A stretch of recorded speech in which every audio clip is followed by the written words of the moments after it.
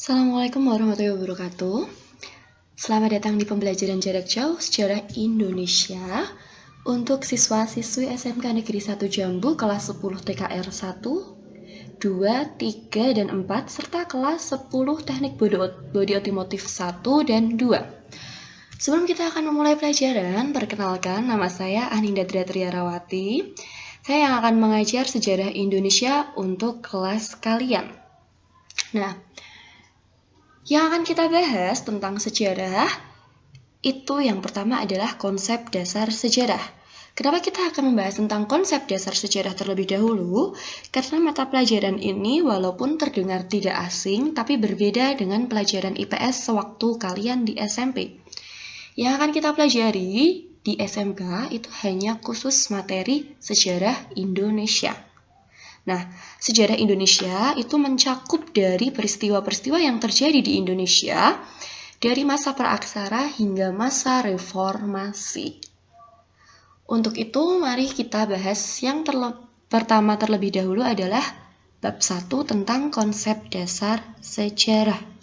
Konsep dasar sejarah yang pertama adalah konsep berpikir sejarah. Kemudian konsep ruang dan waktu dalam perubahan dan keberlanjutan.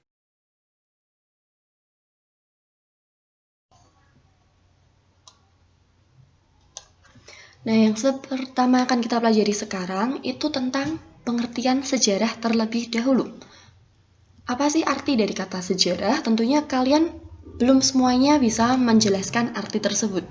Sebenarnya, kata sejarah itu merupakan kata serapan dari bahasa Arab yang berasal dari kata syajaratun atau yang berarti pohon. Di Indonesia, kenapa kita mengambil kata sejarah yang berarti pohon? Karena kita mengibaratkan dalam bentuk silsilah. Silsilah dalam keluarga itu berawal dari orang tua terlebih dahulu sampai ke anak-anaknya. Atau bisa kita ibaratkan, analogikan, itu seperti halnya pohon. Dari akar, kemudian batang, ranting, dan cabang-cabang ranting tersebut. Nah, sejarah juga bisa diartikan sebagai ilmu yang mempelajari tentang peristiwa-peristiwa penting yang terjadi dalam hidup manusia. Jadi, objek utama yang kita teliti dalam sejarah itu adalah manusia dan peristiwa-peristiwa yang terjadi dalam kehidupan manusia tersebut.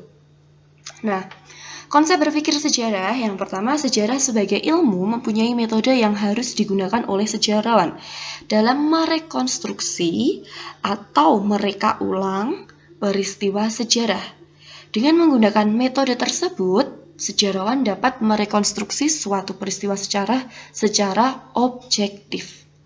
Objektivitas dalam sejarah merupakan sesuatu yang mutlak atau harus. Karena sejarawan harus menulis fakta apa yang sesungguhnya terjadi. Konsep berpikir sejarah itu dibedakan menjadi dua, diakronik dan sinkronik. Dalam ilmu sejarah, dimensi waktu merupakan unsur yang penting. Ilmu sejarah itu mempelajari kehidupan manusia pada masa lampau sehingga berkaitan dengan konsep waktu. Nah, sejarah yang memandang peristiwa dalam sebuah transformasi atau gerak sepanjang waktu disebut merupakan ciri konsep diakronik.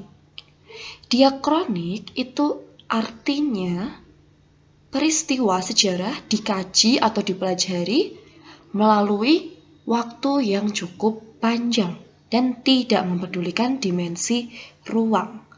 Dimensi ruang itu adalah tempat. Jadi, secara diakronik, sejarah itu hanya melihat peristiwa itu berdasarkan waktu terjadinya. Kemudian, dimensi waktu perlu dibuat batasan awal dan akhir yang disebut kurun waktu atau babakan waktu secara berurutan atau kronologis. Nah, kronologis itu artinya adalah waktu yang urut secara berurutan. Kalau konsep diakronik itu bisa kita contohkan, misalnya kamu melihat peristiwa pertempuran Perang Diponegoro di Pulau Jawa.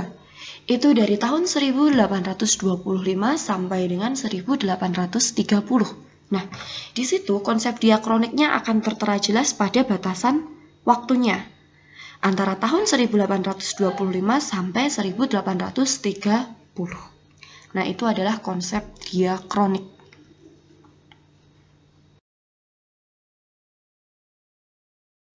Sementara konsep sinkronis itu mengutamakan penggambaran yang meluas dalam ruang dan tidak terlalu memikirkan dimensi waktu.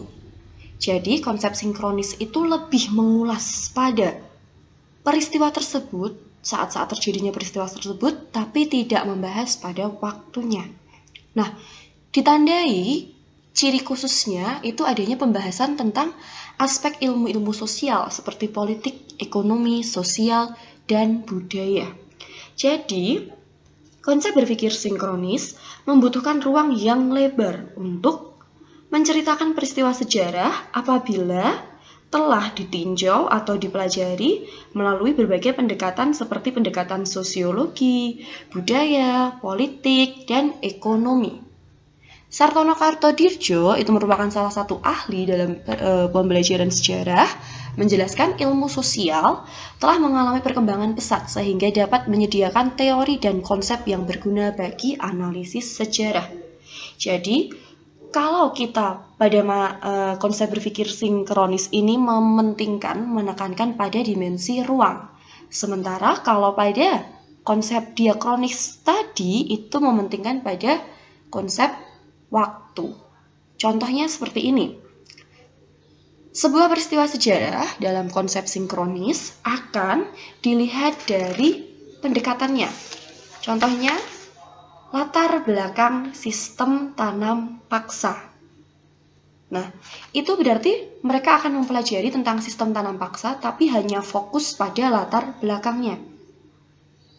Contoh yang kedua, misalnya kondisi ekonomi di Indonesia pada tahun 1945 sampai dengan 1965. Nah, yang akan jadi fokus pelajaran sejarah tersebut adalah kondisi ekonomi Indonesia. Bagaimana kondisi ekonominya? Kenapa kok kondisi ekonominya bisa maju? Atau kenapa ekonominya itu kok masih menurun? Nah, itu adalah salah satu contoh konsep sinkronik.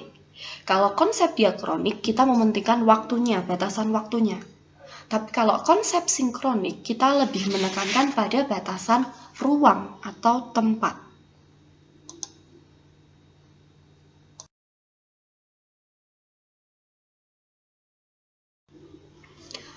Oke, tadi Bu Ninda sudah menyinggung tentang konsep ruang dan waktu. Apa sih konsep ruang dan waktu? Yang pertama, definisinya ruang dan waktu itu adalah ruang tempat terjadinya peristiwa tersebut. Sementara waktu ya, saat-saat peristiwa itu terjadi, di waktu apa. Jadi ruang itu adalah tempatnya. Contohnya seperti ini. Ketika Bu Ninda akan menjelaskan tentang pertempuran Palagan Ambarawa atau pertempuran 5 hari di Semarang, maka konsep ruang dari dua peristiwa tersebut adalah kota Ambarawa dan kota Semarang. Sementara kalau waktu, misalnya Bu Ninda akan menjelaskan tentang peristiwa proklamasi kemerdekaan Republik Indonesia, maka konsep waktunya adalah tanggal peristiwa itu terjadi, berlangsung, yaitu 17 Agustus 1945. Waktu tidak kita batasi hanya pada tanggal. Waktu bisa kita artikan dari detik, menit, jam, hari, tanggal, bulan, tahun, ataupun juga abad. Nah, itu adalah salah satu konsep ruang dan waktu. Kemudian, kehidupan manusia itu dipengaruhi oleh ruang dan waktu dan diwarnai dengan perubahan serta keberlanjutan. Perubahan itu diartikan sebagai segala aspek kehidupan manusia yang terus bergerak seiring dengan perjalanan kehidupan masyarakat. Sehingga manusia itu sewaktu-waktu dapat bergerak dan berubah.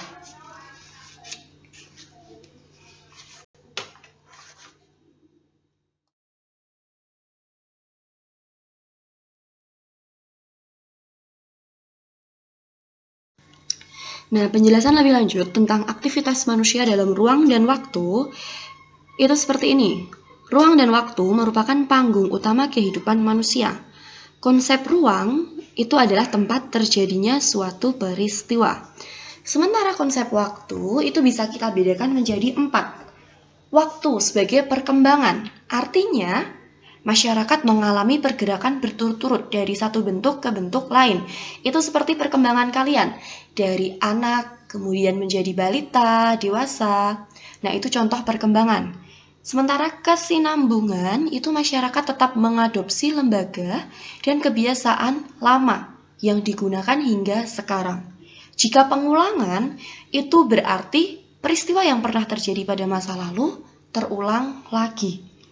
Sementara perubahan, itu masyarakat mengalami pergeseran dan perkembangan.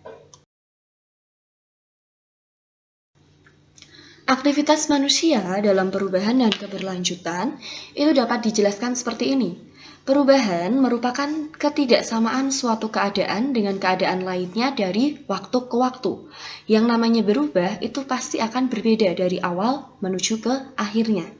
Sementara keberlanjutan itu adalah perwujudan dari proses perkembangan kehidupan masyarakat yang terus berlanjut meskipun situasi dan kondisi berubah. Perubahan yang dialami manusia dalam kehidupan bermasyarakat mencakup berbagai aspek seperti jumlah penduduk, kondisi lingkungan, sistem hubungan sosial, dan lembaga kemasyarakatan. Perubahan ini disebut perubahan sosial. Perubahan sosial memiliki sifat keberlanjutan.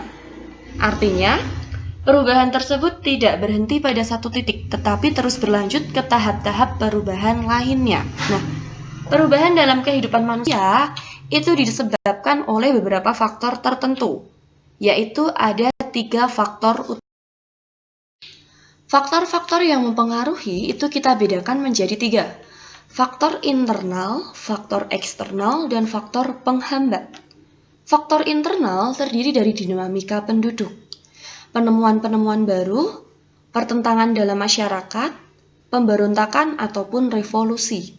Sementara faktor eksternal itu ada 3, lingkungan fisik, peperangan, dan pengaruh budaya asing. Sementara untuk faktor penghambat, itu perkembangan ilmu pengetahuan yang terlambat. Sikap tradisional masyarakat yang sulit untuk diajak berubah. Kepentingan yang tertanam kuat, kemudian hambatan ideologis, dan juga adat serta kebiasaan. Nah, itu merupakan konsep dasar sejarah yang kita pelajari pada pertemuan kita yang pertama ini. Silakan kalian baca lagi materi yang sudah saya berikan dalam bentuk PDF. Kemudian untuk penjelasannya bisa kalian putar video berikut ini. Selamat belajar di rumah, tetap semangat belajar dalam masa pandemi dan tetap jaga kesehatan agar kita tetap sehat selalu. Terima kasih.